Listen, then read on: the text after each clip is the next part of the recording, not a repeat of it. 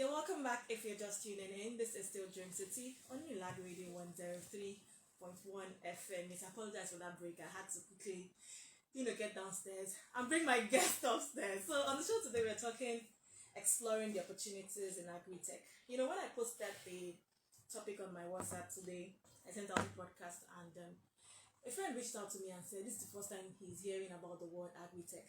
That I've never heard of anything called Agri. I was like, really? Yes, it's just a sync between agriculture and technology, and we brought them together and we have the word Agritech. So you're welcome back. Today we're talking exploring the opportunities in Agritech, and my guest is a thoroughbred technologist and an unrelenting pursuer of innovation. He joined System Specs in 2011 and currently has the firm's payment technology and infrastructure team. He has done a lot, so I'm just going to leave all of that and go straight into it. So you're welcome once again back to Dream City. I know you've been here before. No, you joined us virtually the other time. Yeah. So you're welcome to Dream City now. The last time you came, we talked about fintech, and now we're talking about Agritech. You seem to love tech so much. Am I right? Why? How did that happen? As human beings, we pursue excellence through doing things better, and technology affords us the opportunity for improving on how we live and the rest of it. So if you want to improve yourself and improve what you do, technology is one avenue to do that, and I'm a pursuer of that as well. Interesting. Now, what is Agritech? The friend that asked me that question this morning, I tried my best to explain to him, but I want to hear from your own angle, like a professional angle. What is Agritech, and what does it involve? Okay, simply put, very, very high level summary. Agritech is just doing more with less through technology. Take that again. Agritech is doing more with less through technology within the agricultural context. That is a high level summary. Essentially what that means is using technology to improve on everything farming, from input to the processing to the output. Everything in between, technology is at the center of it. That's essentially what Agritech is. So before now, not everybody likes to be associated with anything agriculture. But that narrative is gradually changing. So why do you think that people now want to be associated with it? Okay, so the reality of things is that everybody is involved in one way or the other. We just, most of us didn't just know it, right? But right now, look, fossil fuel is dying out, right? Especially within where we are in the world, right? There's issues of food security, and the opportunity is now clear, and everybody can see what the opportunity is. And especially when white collar jobs are not what they used to be, right? And as Nigerians, we can't sit still. We're looking for that next thing. So we're beginning to dig deep into those opportunities, and for the people that have explored these opportunities, it's been a mixed bag. However, we can see serious serious success in that, in terms of money coming into that sector, and improving on the production of food and food security as a whole.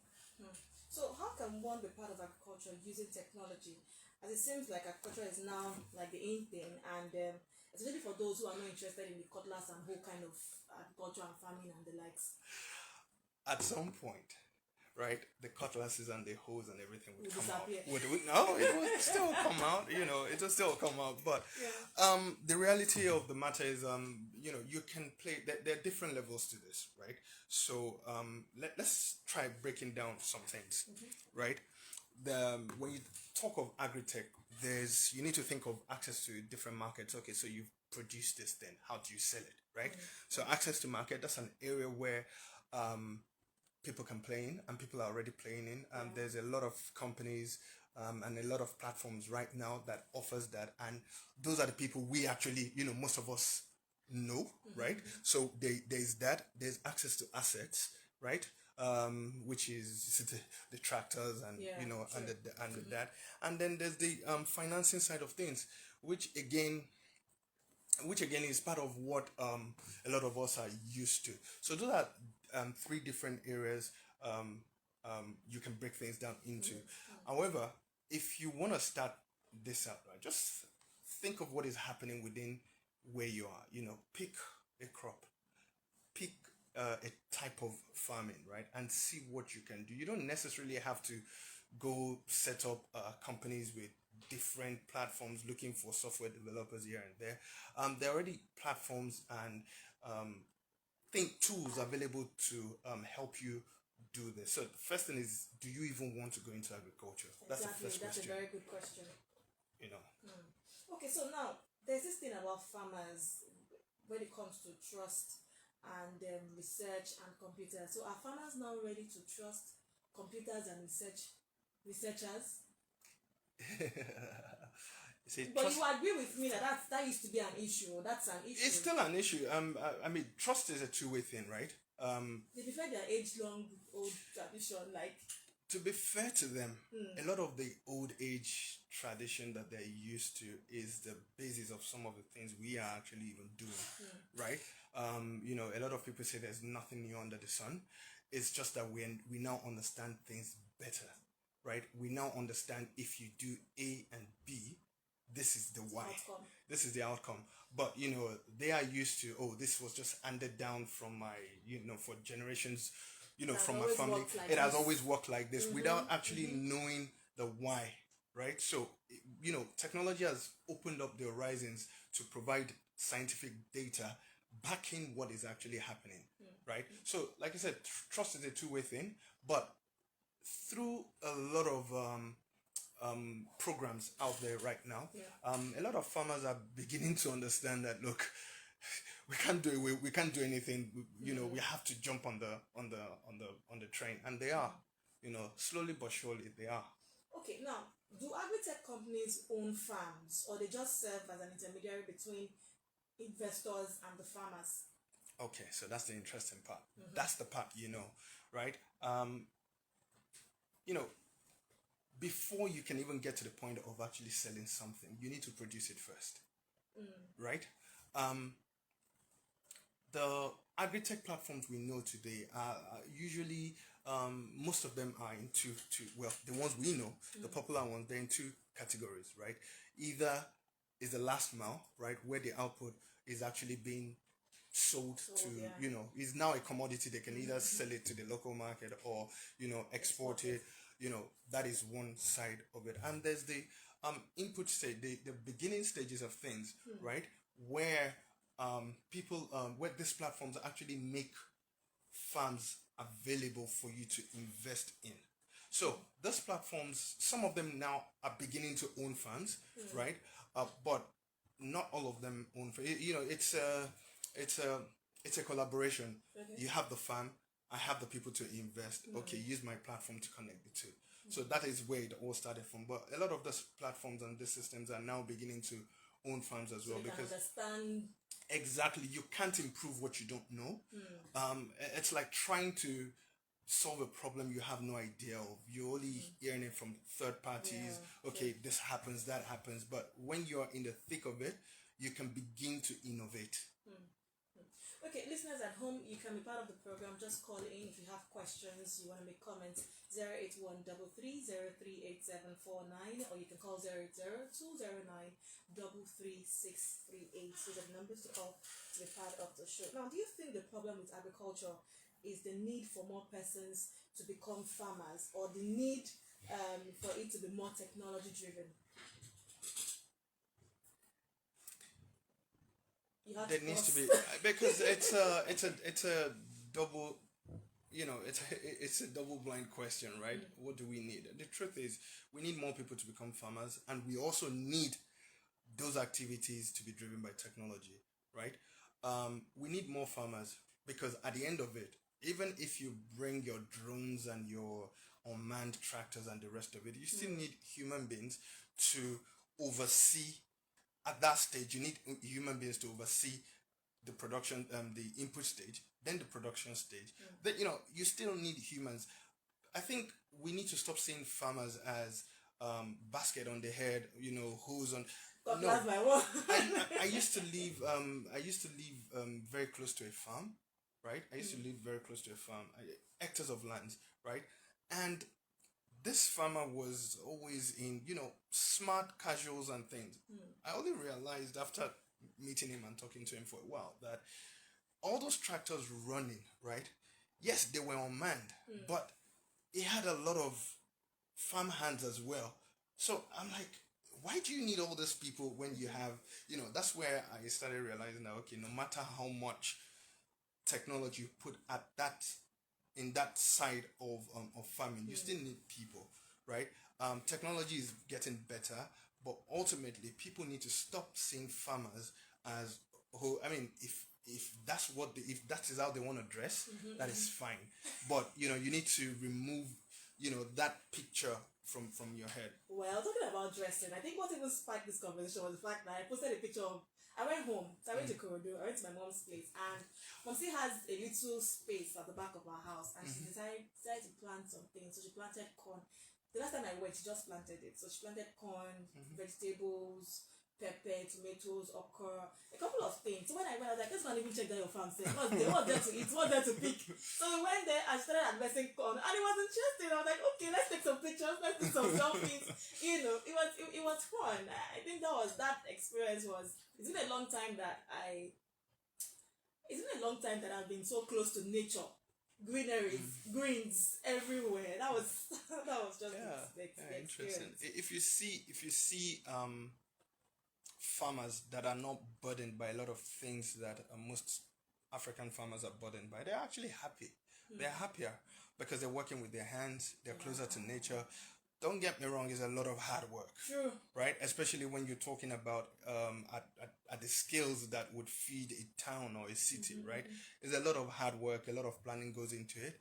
GPS signal lost. However, they are happier, and their lives, is more enjoyable from all the talks I've had with some of them in the past. Okay, so from your own perspective, do you think that agriculture is a sustainable source of revenue for the country? Now, I'm asking this question, putting the old oil money and agriculture, can they stand apart when it comes to the revenue that they both generate for the country?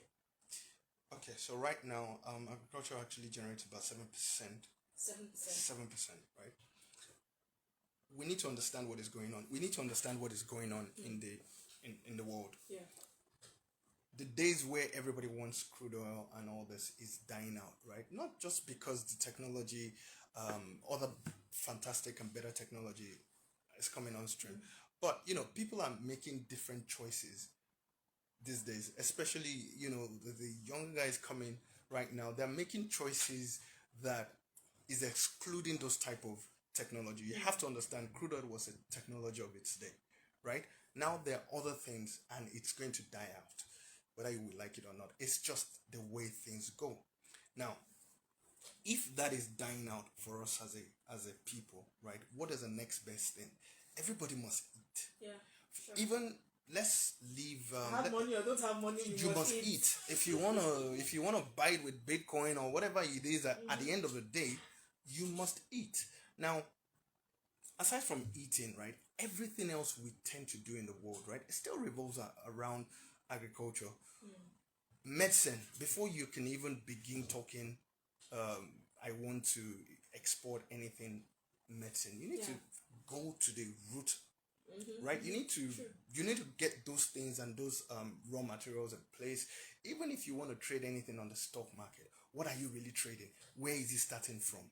So for me, and from all the things I've seen, agriculture can and should be a major part of our income in this country.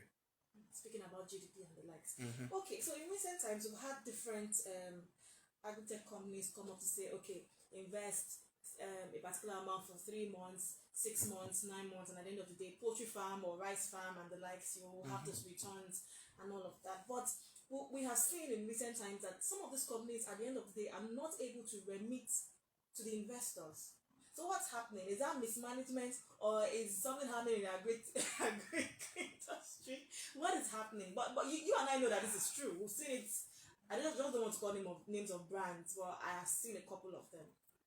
Okay, so first, let's acknowledge and appreciate the people that are actually doing the good works and actually remitting the money back, right? Again, a lot goes into this particular type of business that you don't even get to see, right? And there's a lot of things you can't really plan for, right? Talking about your crops just dying out because of pest that nobody saw coming. Well, these days you could kind of plan around it, but there's a lot of things that happen in that side. Now, I mean, how should I put it? Look, people would always be criminals. You shouldn't. Let's not put those criminals, right, and say, oh, they're doing Agritech. No, they're clear criminals. If they're not, they came to us in quotes, Agritech companies. Again, let me not say everyone is a criminal. There's some criminal elements, right? However, like I said, things happen that you just can't account for, and it will be shocking if they never put that in the small fine print of the platform. That is one. And then also, I think what needs to be looked at more is the insurance of this, insuring this kind of business, because it's capital intensive when you think about it, right? It's capital intensive. Insurance needs to be key. Yeah. So if you're going to put your money in this kind of things, you need to look out. You need to think about how secure your money is. Some of these guys that have not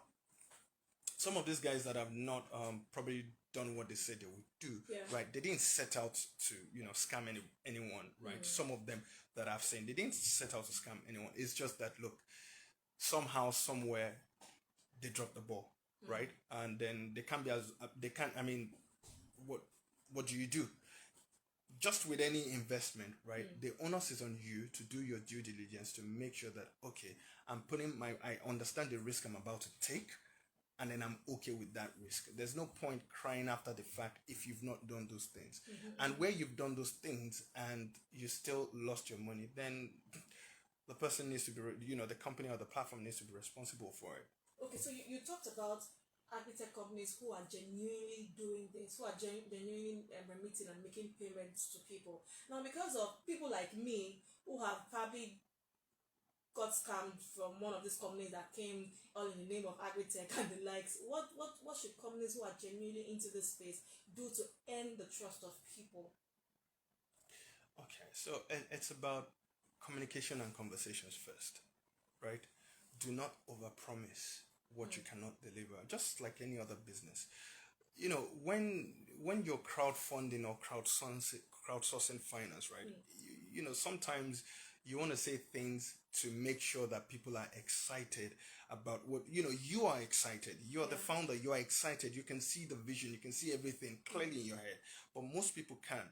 So you need to kind of dial it back a bit and speak with data, right? Don't just put fingers in the air and say, oh, I'm going to give you 40% in 3 months. Okay, in 3 months, what happens if the rains don't come? What happens if there's pest? What happens if there's insecurity? What happens? There's a lot of parts of Nigeria right now where farming activities cannot happen. Sure. We're going to get there. We're actually going to get there. So you need to dial it back a bit, speak with data, and be real. Everybody wants to invest in something that is real. And also for the people investing, if it sounds too good to be true, then it's not true. Okay. 081 0020933 If you're listening and you have questions, or you want to make comments, if you have been scammed, you have something to say about Agritech companies, feel free to call in and I'll be here to take your calls, and I'm sure Mujib would have a thing or two to say to you as well. 081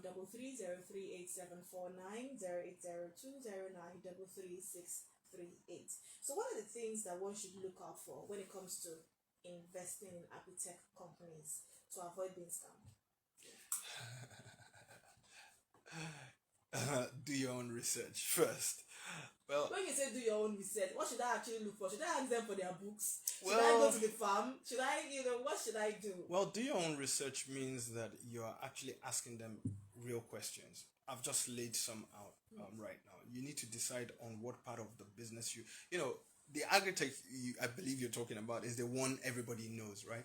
But there's more to it than just bringing commodity to market or investing in farms. There's more to it, right? You have a lot of people that have the platforms that are, for instance, renting out tractors or connecting tractor owners with, people to farmers, right? At the end of the day, you don't have to go invest in, say, this platform, this farming platform or farming business.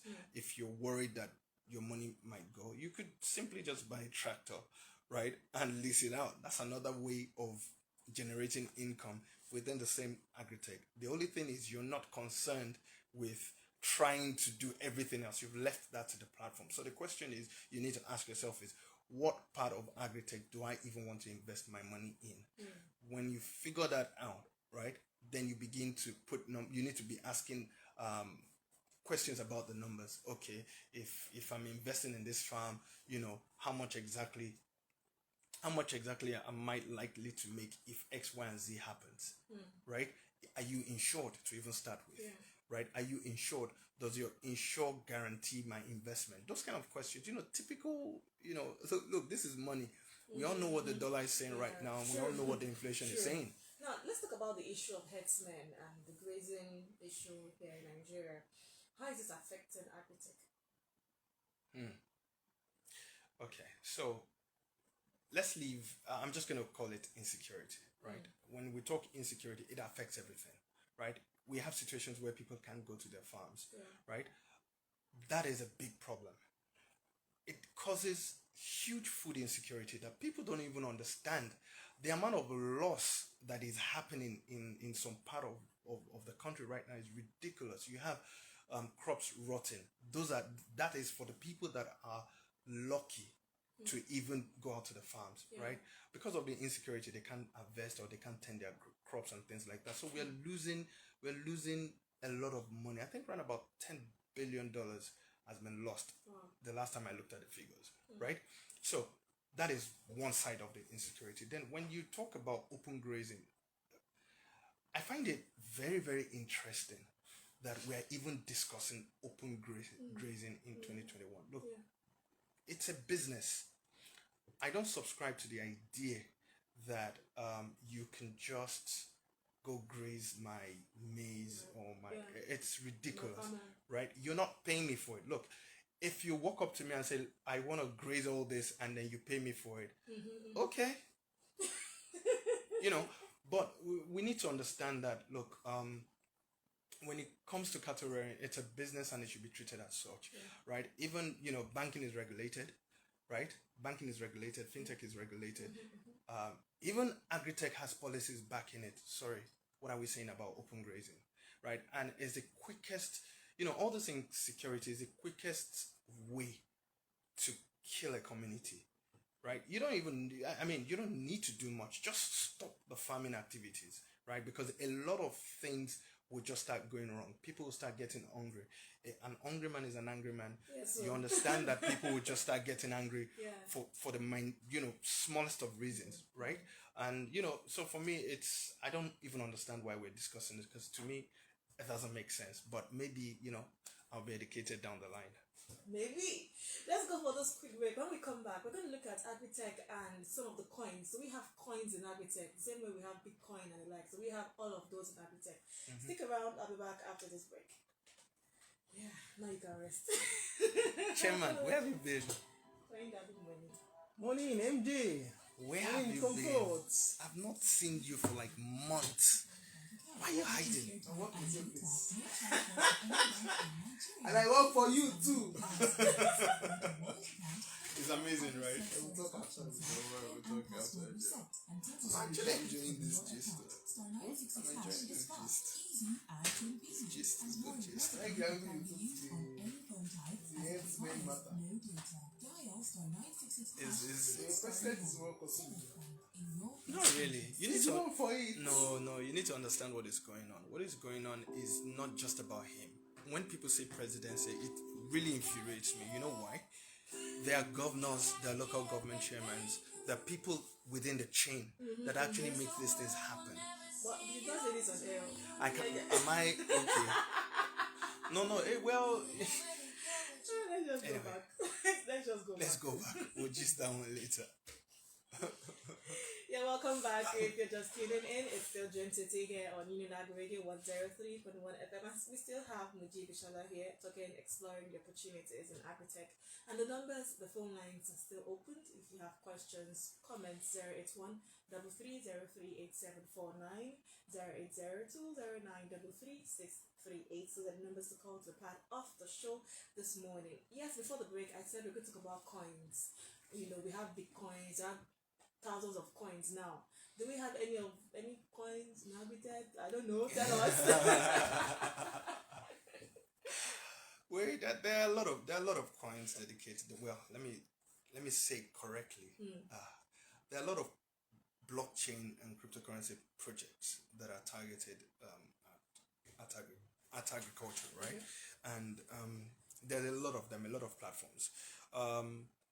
I'm not going to be mentioning names. Of course, you pay me for it. Continue. But there are few that I particularly like. So things that have smart chain inbuilt into them, smart contracts built into them. Those allow the execution of contracts really quick, right? Thinking about projects that are around land registration and things like that. Identity. Those are, there's not one project that, this is the Agritech project, right? There's a lot of things working together to make the ecosystem work. So there are quite a number of them. Okay. Now, do you think Agritech is a data-driven industry? Oh, wow. Okay, let me tell you this, right? Yes. If Give us the data. It is possible for you to have a drone captured image, right, on 2 separate times, analyze the data, and it will tell you what part of your farm has issues with either pest Wow. or that is data crunching. So let's leave the over sophisticated part, right? Climate data, weather data, right, is huge. Market data. So when you say market data, imagine I mean if I'm sitting in Ondo and I want to sell my cocoa, right? Before now, you would need big exchanges or to connect to big exchanges to figure out what the pricing is. These days, you don't, right? You don't. Even something as simple as a Telegram group, just put it there. I have 10 tons of cocoa to sell. You'll be amazed at how data will just be flying. All that is part of data. So huge data is a huge data-driven business. So for those of you that want to go into Agritech again, think about AI, think about data processing and all these things. Those are areas that would, I am more interested in the part where you mentioned that a drone can tell me where there's pest, there's in my farm, and that's... It can. Right. So the way okay, so this is my geek part now. The way it works, right, is if you take it, the drone will take an infrared version of the farm, right, and you can compare those two, right, and because people have had data over time, you can do some analysis to say, okay, when I see a pattern like this is most likely what is happening, right? So that's how all that works. You can get down into the Interesting. Okay, so now let's look at tech companies, tech startup companies, other tech startup companies, and agri-tech companies. Do you think they can stand at par when it comes to funding? We hear a lot of tech companies raising seed money, funding, and the likes. So do you think agri-tech companies can also do same? Agritech will do more. Look, nobody wakes up, right, and says, I'm going to look for money for the sake of looking for money, right? You're not looking for money because you need to buy food or you need to buy one product or the other, right? The reality, what is happening right now is that I think fintech is the loudest, right? Is the loudest right now because, in my opinion, the problems are clear to see. The problems you're trying to solve is clear to see, right? But in agritech, right, there's a lot more to contend with. And don't get it wrong, there are money coming into agritech at as well. It's just that there's different ways of funding things. So in agritech, in fintech, people are used to the typical way of funding, venture capitalists, incubators, and the rest of it. Exactly. But in agriculture, right, or in agritech, right, a lot of it is still driven by donor investments, right, or donor funds, right. But we are beginning to see the Series A type funding in agritech, right. We're beginning to see those kind of things as well. The main issue with agritech funding is the post, you've now gotten money for a startup, right? You now need more money to continue because agriculture is capital is continuous, right? So that is where the funding gap is right but now. do you see a future where more investors will come into agritech? Yes. Today there are competitions that there's a competition in Africa that is giving out $15 million, right, in funding, in prize money for people that come up with agri-tech solutions, right. That means if people are willing to give out $15 million, right, it means that there's opportunities for more. You just need to be able to present your case. I'm not going to roll out numbers right now, but all the platforms right now, their numbers are stacking up. Again, it's just a fintech. The problem fintech is trying to solve is very clear, so obvious. But I mean, how do you tell somebody you're going into agritech and the investor throws a question about insecurity at you? How do you tackle that? So you just need to be able to present your solutions right clearly, and the money would roll in. Okay, before now, when farmers approach the bank and say, oh, we need loan, we need funding, and all of these things, sometimes their proposals don't even leave the funders. Banks don't even want to hear about it. But do you think that is changing now with our own Nigerian banks? You don't even need the banks. Look, there are various ways of raising money right now, right? We're talking about, okay, let me go into blockchain a bit, DeFi, right? You're talking about DeFi right now. You're talking about crowdfunding and crowdsourcing, right? You really don't need a bank. Any bank that cannot see again, let's not blame the banks. Yeah. If your proposals don't make sense, it just doesn't make sense. If your proposal makes sense and a bank is not willing to look at it, don't worry about it. Just go put it on a crowdfunding platform. If it makes sense, people will jump in. But I think that is actually changing, because if you look at the statistics of some of these startups, some banks are actually funding it, right? At least I know of 2 banks that have funded some startups, right? But as farmers, let's leave the platforms, and as farmers, if you have a farm, right, and your farm is doing well, you have the statistics, they will give you money. And besides the banks, right, there's a lot of monies available through the Nigerian government that farmers can actually access. The reality of the matter is that some people don't even help themselves, because they get these loans and we're going to get married to like 10 different wives, and you're like, hey, what's going on here, right? So when those are the things that affect that influence those kind of decisions, right? But there's monies available through DeFi, crowdfunding, the banks, and even the Nigerian government. So monies are available if you're willing to put in the work.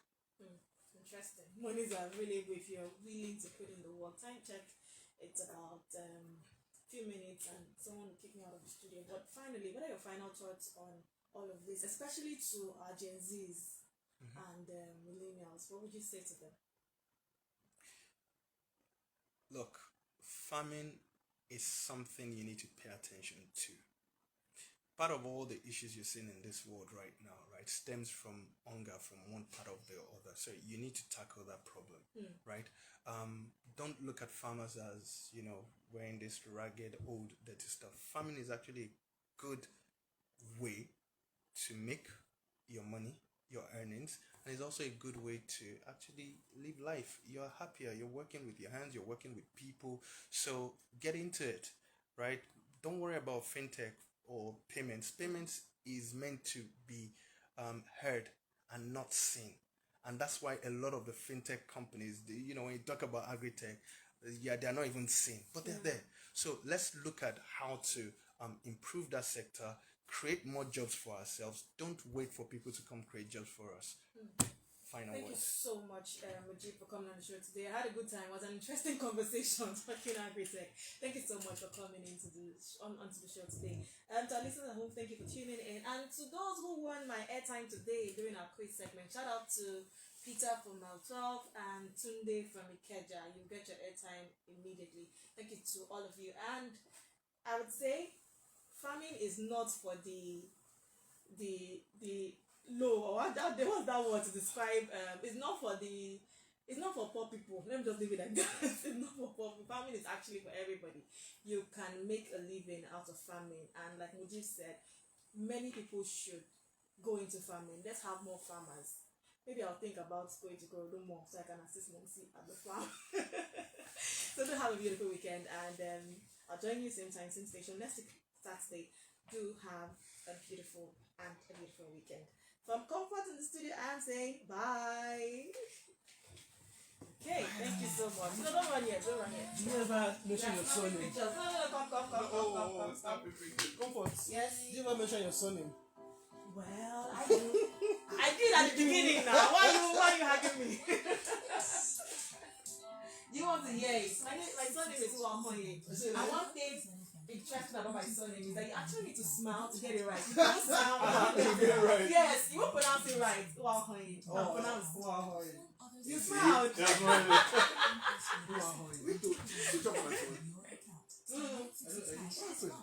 That form is for you. Please help me feel it. What's happened?